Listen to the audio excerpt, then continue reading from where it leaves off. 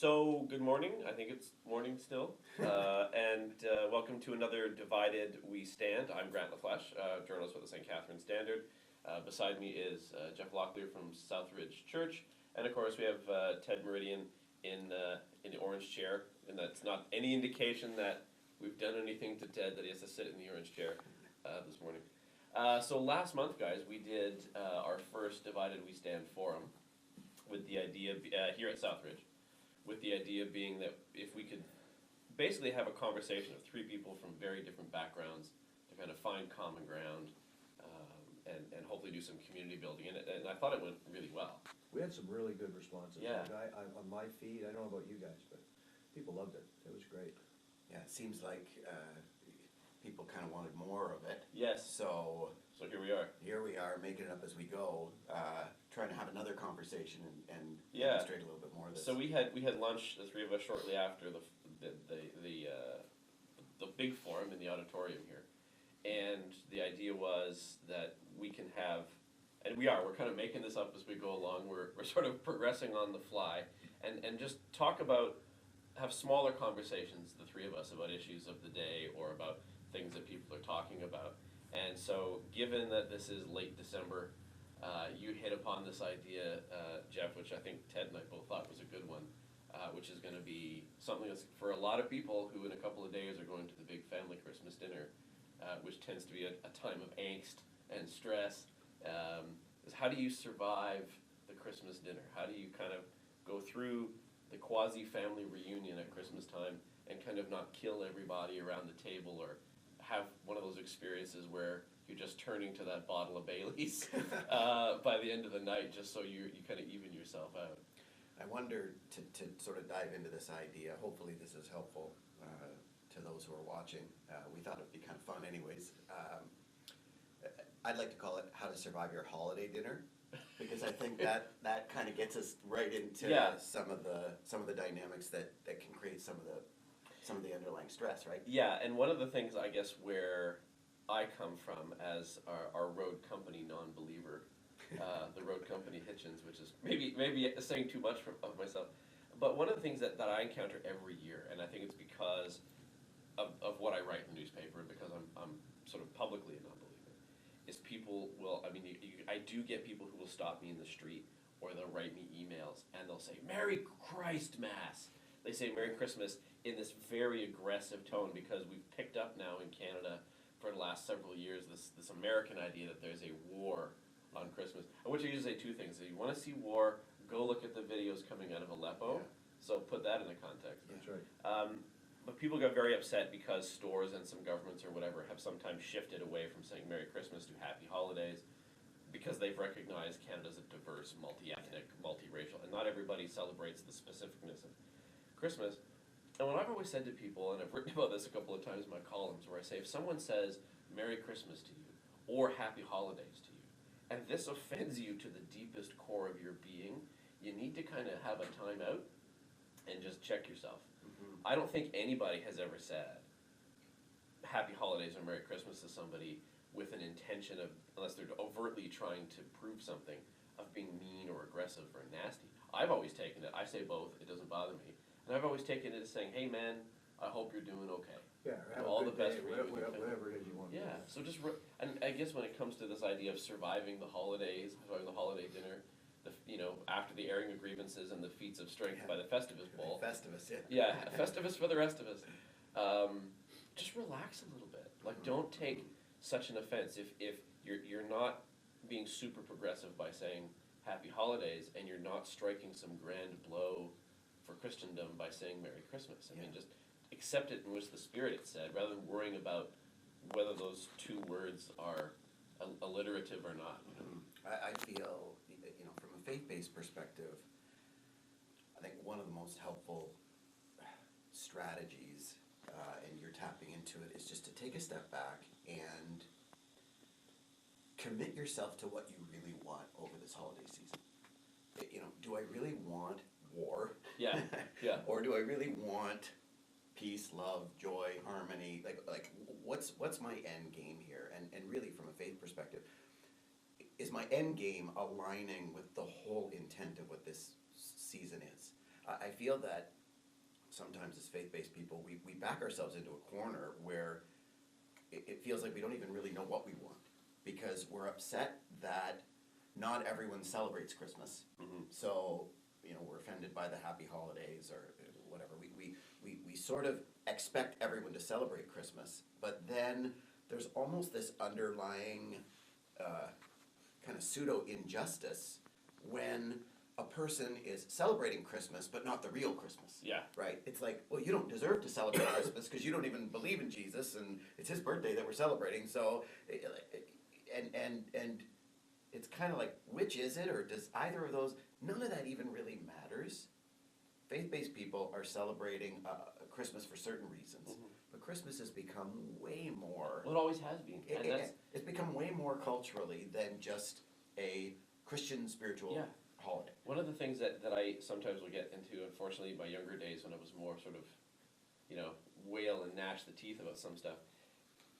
Christmas is, our current iteration, which is, sort of culturally Christian at its, I guess, at its base because of our society. But it's our iteration of an historic winter solstice festival that goes back before the Roman Empire. And all the major things, the dressing of Christmas, gift giving, mistletoe, caroling, all that stuff, that's all what we would call pagan tradition that Christians at the early Christian period just kind of adopted, because that's what the culture at the time did. And as the Roman culture fell and European culture changed and Christianity rose, those traditions kind of just came along with it. I mean, you correct me if I'm wrong, but the date of December 25th, I was going to say. there's no hard and fast. There were early Christians. There's no evidence that Jesus was born on that day. Early Christians had no clue. It wasn't even that important to them initially. So I see Christmas anyways is you're right. It has a much bigger sort of stroke. Yeah. It's painted with a much bigger brush. Another thing I want to say is, not just for a faith-based person to start with, like, what do you actually want over this holiday season, but to be sensitive to what's going on out there. And I think this is where you tap in, Ted. Because not everyone is feeling warm and fuzzy and that's for sure. all of the stereotypical marketed feelings of Christmas. Yes. There's a lot of pain and struggle. This is one of the toughest times of the year for people because of the pain and struggle. Yeah. A family member dies, there's separations, divorces are happening. So it's not a good time of year for people to try to negotiate, where do I go today, where do I go tomorrow? I mean, and from an LGBT standpoint, it's even worse, because you take, two of us are partners, and don't take offense to that, but the two of us are partners, and because one of us is in the closet, we have that fake bedroom, so we're roommates as far as our family's concerned. So now it's that time of year where you're supposed to be with family, you're supposed to be celebrating love, you're supposed to be doing all of that stuff, exchanging gifts. Well, we have to leave now, we've done our little gift thing at home on the 23rd, you go to your family, I go to mine, then you sit there, Uncle Louie says, "So Grant, have you found a little woman yet?" Yeah. And Grant has to sit there like this, because the one he loves, the one he lives with, the one he wants to spend the rest of his life with, is in another place. Has he that can't changed see. at all, Ted? Do you think, in terms of there certainly seems to be, I guess, more sort of popular culture acceptance of the gay community broadly? I mean, I totally get where you're coming from. I'm just wondering if you think that has changed at all. I think it depends on yourself. There are a lot of people who, they don't want to say the G word to their family, and the Right. family won't ask them about the G word, and not the God word, right? And so what happens is, you go and you're silent. Now, both parties know, right? I know I'm gay. Yeah. You all in the family know I'm gay, but we're not going to say anything about it. Yeah. And so there's this awkward time at any family function, right? Especially at Christmas. And it's just not said, and it's still prevalent. I was telling Jeff when Faye and I divorced, and I was still going to Christmas with her family. And Faye and I met when we were 19, and so I've been doing Christmas Day with her family since I was 19, and that's when they had you had to light the candles on the tree because there was no. Because there were no fire standards in those days, safety standards in those days. But, so it goes way back. Well, when we divorced, and I was still going to Christmas, and then she found a boyfriend, her partner came on the scene, and he had a problem, he had a real problem with it, like a real problem with it. And he freaked out, cause I was there. And so then the next years, they said, you can't come. So I spent 3 days, from the 24th to the day after Boxing Day, by myself, in my house. I didn't talk to anybody, didn't go anywhere, because I had to mourn the death of that tradition, Right. that family. Right. And start a new tradition or a new family and try to do that thing. So it's not easy for a lot of people in any way, shape, or form at this time of year. It's very difficult. And even, so when that happened, then even with my family, you know, my nephew called up one day, very strong, born-again Christian he became. He's my godson. You know, I'd really like you to come over, this is when I was Troy. Because that same Christmas, Troy and I used to go to my sister's on Christmas Eve. Well, she had a problem because her friends were uncomfortable with Troy and I there.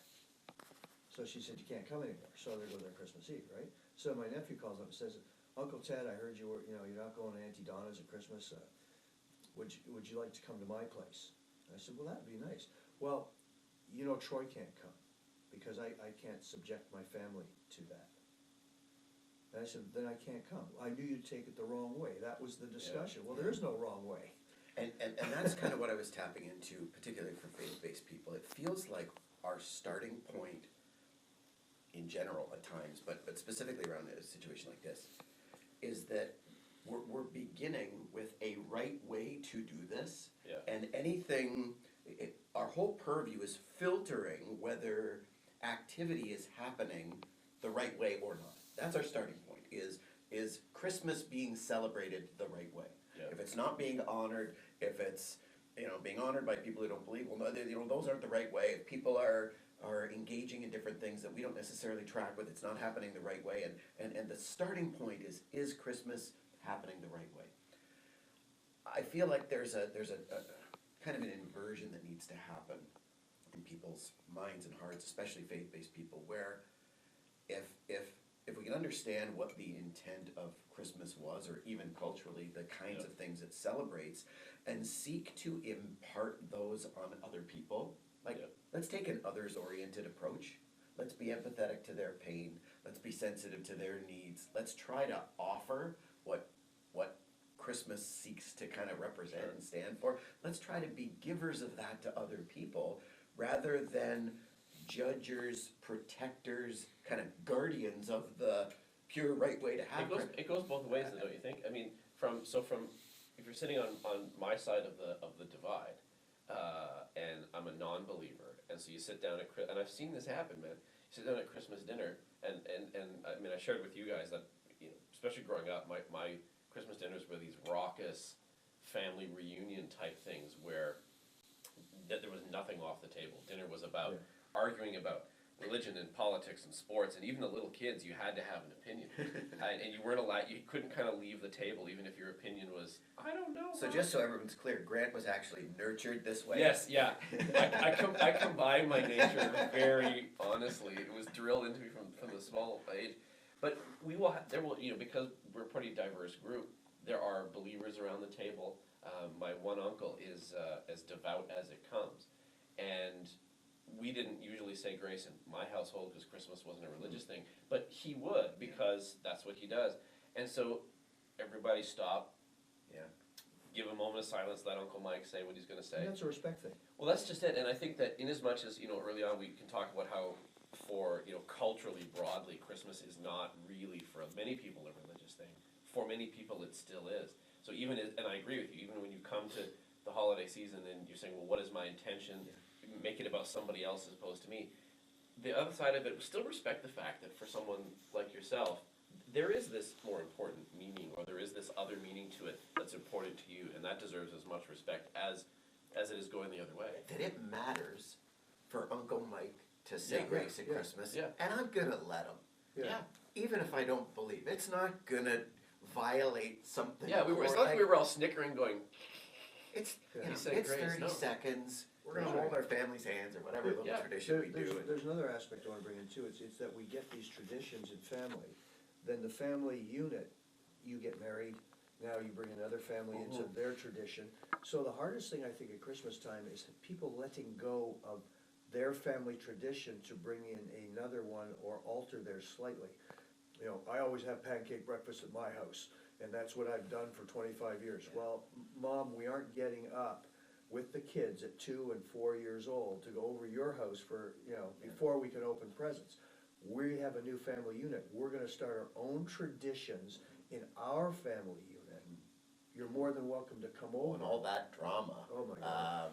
You know, that creates more stress, division, controversy, that distracts us from what this season can be. And I feel like the spirit of generosity, the spirit of peace and peacefulness, you know, I mean, you read the paper, we could use a lot more of that in Niagara.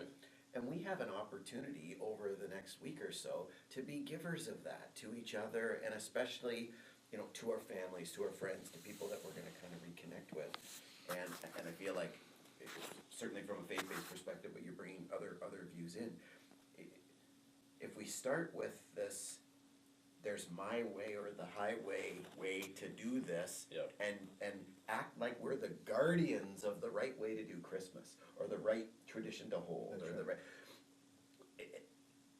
We're only gonna amplify the stress and controversy versus if we put ourselves in a place where we're gonna seek to share these values with other So people. how do you, because, I mean, to some of like the stories that Ted is sharing, and I know there's lots of other people who, either because there's tensions in the family because of differences, or they don't have family to go to, and Christmas is actually a period that they wish they could vault over. They could vault to about middle January and get through Christmas and New Year's, and I mean, what do we say to those people who are either in a family setting that's not comfortable for them, or they're stressed, or they don't have that? I mean, how do you reach out to those people to at least salve that a little bit, or get them to think a little bit differently, so it doesn't, that tension or that sadness doesn't have to be as overwhelming as it might otherwise be? Yeah, I mean, it's hard to provide a lot of action steps for someone who finds themselves alone at Christmas. You know, don't be alone. It's more for people who have the capacity to be more inclusive. I know my wife's family, for example, so on our family, my parents spend the winter in Mexico, so we don't even have really family Christmas, get together with my brother and their family, and that's about it. But my wife's family, you know, typically you'd get together at some point Christmas Day. Well, we moved our kind of family Christmas celebration to a week before. We've already had it. And Christmas Day, my wife's parents. He wasn't even born yet. Because there's no right or wrong way. Stop being the guardian. But my in-laws hold this, they have this brunch. And so we certainly show up, and the cousins and whatever, they show up at this brunch. But this brunch for them has become a catch-all to any stray cat that you know to bring into this. My in-laws will, in the morning, they'll kind of cruise by the Southridge shelter and kind of look around and basically offer you. Anyone who doesn't have a place to go for the next 4 hours, hey, come on over. And it becomes that kind of, you know, we're playing dominoes and cards and, you know, making waffles and this kind of stuff. And I mean, it's only 4 hours, but you can see that it's gold to some people. And that's a little example of the kind of shift that I'm talking about, moving from being this guardian and protector of the rightness of what Christmas is, to the others-oriented sharer of what you actually believe it is. If you believe this is what Christmas is supposed to be, start making it that way for other people. I think we'd be a lot better off. Here's the thing, I'll throw another wrench, because there are times when I really hate Christmas, I'm telling you. Why can't we read this all year round? This is the time where I think about, oh yeah, we gotta get food to the food bank. This is the time where you gotta go to. Well, darn it, why aren't we all year round giving clothes and. The shelves are a lot more bare in July than. Well, I know, Troy and I always had a Christmas in July party for the food bank. And, you know, we got to the point where we were raising 1,000 pounds of food July 25th. And, but I mean all year round of goodness, all year round of, wow, Merry Christmas. Have a great day. Jesus, good to see you. And then we do this with family too. You know, we should do this more often, and you never hear from friends or family for the rest of the year until December comes along. We were at Kat's the other day, and we were looking at the Christmas parties, right? You Yep. can see them there at lunches. And I'm sitting there looking, and it's like, okay, see those 12 people there? 2 of them hate each other. Yeah. The other doesn't wanna be there. Just reading the room. And you gotta sit and do this almost fake with some people. It's not real. I think that we have. I don't wanna put on a low note for, you No, know. no, no, but I'm I think, pointing there's a but reality out I there. think to try to, and again, weird coming from the political critic on the group here, but to try to put a more positive sort of Yeah. flip on that.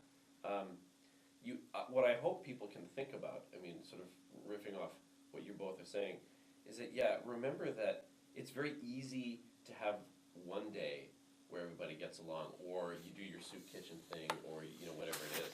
It's much harder to carry that forward 365. That's right. And so, I suppose rather than saying, in an admonishment sort of way, why can't you be nice the rest of the year? I mean, maybe the way to look at it is say, this is your jumping off point. At least we're nice one day. This is, Maybe this is it the could be door to two, walk maybe it through. could be If you can three be and nice a on December 25th, Yeah, try to be nice on Boxing Day, try to be nice on the 27th, try to be nice through to New Year's, and it Yeah. just becomes a habit. Yeah. yeah, And so, all the stuff that you're talking about, you know, what is your intention or what is the spirit of the season supposed to be? Try to think about that and bring it forward on a daily basis until it becomes habit, and then you just do it all the time. yeah. Yeah, and for faith-based people especially, it's along these lines, what I'd wanna challenge us to consider is, you know, am I exuding and offering these kind of values or features of the essence of what I believe Christmas is meant to be?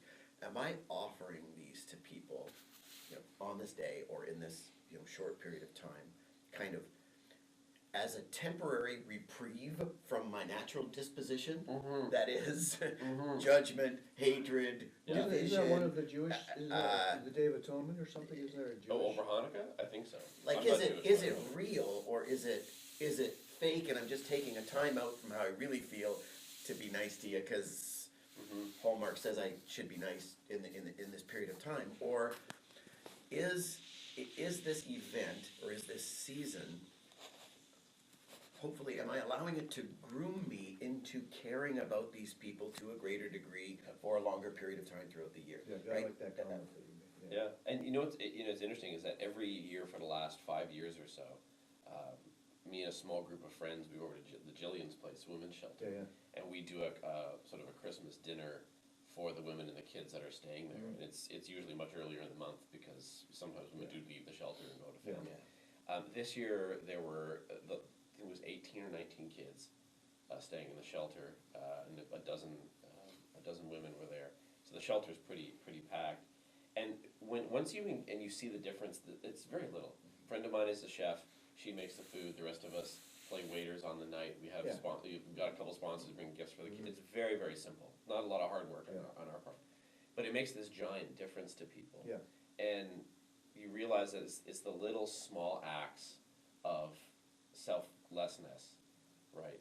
Nobody at that shelter is saying, "Oh, are you gay, or are you Christian, or are you Muslim, or whatever." It's here's a person in need. Mhm. So we're trying to meet that need in some small fashion. And I think if you carry that forward, you carry those kind of values forward. I don't think it matters at that point where you sort of lie on that spectrum of belief, non-belief, or you know. I think, isn't that what we're trying to get at with the divided we stand, is the Yes. fact that, let's just start being nice to people, let's just start, you know, not picking, but be nice, Yeah. you know, make this a better place. Yeah, and that's actually a good point, that the posture that we choose to live with and the way that we choose to relate can actually supersede our backgrounds, cultures, belief systems, and even our strong convictions, even those that might otherwise separate us. Yep. And I'd want to sort of make that clarification or disclaimer here, because I think one of the things that I heard from the forum was, you know, it was great and you guys seem to really get along, but there was kind of this underlying assumption that the reason that we get along is because we're so the same. We think the same about so many things. And just to clarify, it kind of goes without saying, but I actually think that we need to say it, like, the three of us actually see life very differently. Oh, yeah. Mhm. And disagree passionately and from our core about things that matter to all of us. Yeah. And I don't want to say, hey, we're really divided here. We're not, but we're really trying to make a conscious choice where our posture and how we relate to people matters more and supersedes our convictions that would otherwise divide us. Well, We're trying to make that choice. Yeah, and hence when we were trying to come up with a name with the forum, and we eventually landed on Divided We Stand. And I guess through all this is important to say, none of what we've said says that our differences don't exist, or when you're around that Christian. There is a Christmas- difference between united we stand or Yes. unanimous we stand, Yes. right? And I guess it goes for that, in a more practical sense, when you're around the Christmas dinner table, and you're looking across at people who you don't get around, you cross the guy who voted for Hillary or voted for Trump Yeah. or whatever, and you're like, oh my, Yeah. the worst person. You don't ignore those differences or pretend they don't exist, you just find that place where you can actually have a more positive interaction. So And- nobody leaves feeling. Yeah, that there's, they've been in beaten that down. moment, that's good, whether a political divide or a sports team, Yeah. whatever, that could otherwise create separation. Each of us has a choice about Yes. whether we're going to primarily focus on that could separate us, or primarily focus on what could bring us together without abandoning or neglecting who we are in those ways that could divide us, so. That's exactly That's an right. important choice to realize that we're all making, even in the practicality of when Uncle Mike's about to Yeah. get us to bow our heads to pray before Yeah. Christmas dinner. Yeah. And that's an important aspect, because we are divided about a lot of things, but yet we don't have to sit down, I don't have to have a discussion with you that's so pointed to stick you in a corner where you've gotta say, okay, Ted, now you've crossed that line, now I've gotta give you exactly what I feel about a certain issue. Yeah. So we can argue? Why? What's the point? There is no point. We have our belief systems, I don't buy presents at Christmas, and I don't accept any. I don't need another sweater, don't say me. I don't need another sweater. But the whole point is that, and I get people who say, wood, not even for your grandkids? No. Give money to the food bank, right? So the discussions I have with some people are that type of thing. It says, well, you shouldn't do it that way. But, yeah, we are divided people. Yeah. We have The- some the great discussions. conviction- I mean, even in a simple way, the conviction about not buying presents at Christmas. Like, you could make that a thing. Oh, yeah. That inflames and separates and. If you gave me a present, I would accept it gracefully, graciously? Graciously. Graciously. Graciously, Or gratefully. gracefully, wait, Yeah. Graciously, probably not so grateful. Okay, and I would say thank you. Yeah. I would also not feel obligated, I gotta buy one for you now. Yeah, No, yeah, right? But it's when we attack, well, I don't take presents. yeah. Well, that goes right back to the, kind of bring us full circle, right? That goes right back to the person who gets in your face and if you say Merry Christmas, and they go, no, Happy Holidays, or Happy Holidays, no, Merry Christmas, as if they're Leonidas in the hot gates of Thermopylae holding back the Yeah. Persians, Yeah. It's intent, that's where your intention becomes Yeah. so important. And we've talked a little bit about, at the forum, we talked about the difference between our intent and our impact. I would wanna reiterate the importance of distinguishing those.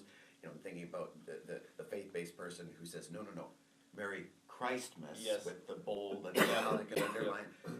And I feel like in a lot of ways, the nobility or the heart behind that intent is that they want people to appreciate the birth of Jesus or person of Jesus, behind Yep. why they would celebrate Christmas.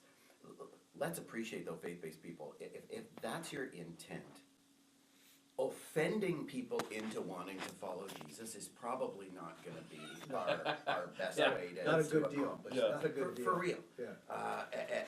Because I feel like, a lot of times we can, even in the family reunion setting, the Christian wants to affect Yeah. the people around them. They want to have impact on the people around them. They want to, other people to embrace the faith that they do. Hating people and offending people into becoming Jesus followers is a low percentage shot. Or vice So, versa. appreciate that. To have Grant get in an argument with you about the fact, no, he wasn't born that day, what are you, stupid? You know what I mean? Yeah. That again is the same, it Yeah, doesn't get. offending me Yeah. out of my belief is probably not good, Good the either. way that he's Yeah. gonna primarily influence, Yeah. and you certainly don't see that with Jesus.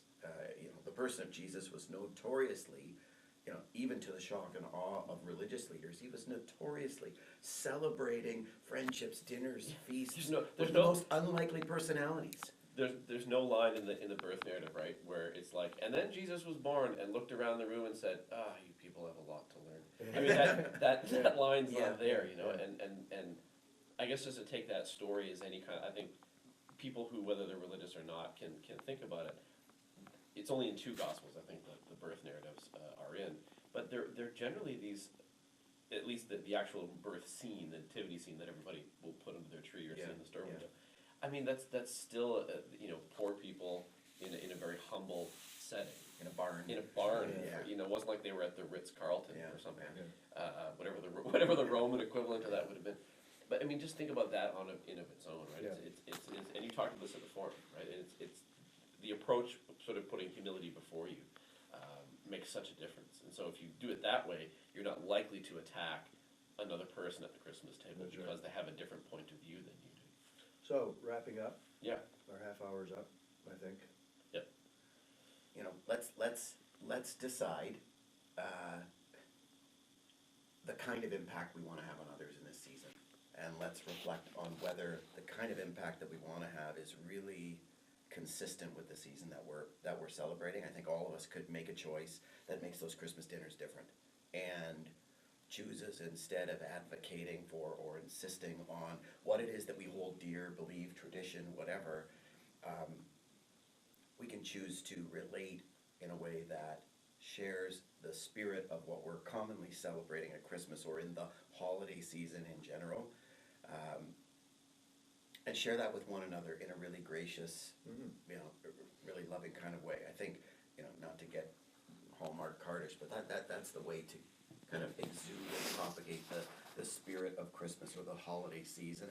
And we really hope that for everyone, especially those who are going through hard times and who are experiencing pain in this holiday season. We wish you a great couple weeks, and are just excited that you joined us in this conversation, trying together to make our Niagara better. Hope that you're on this journey with us. Take care.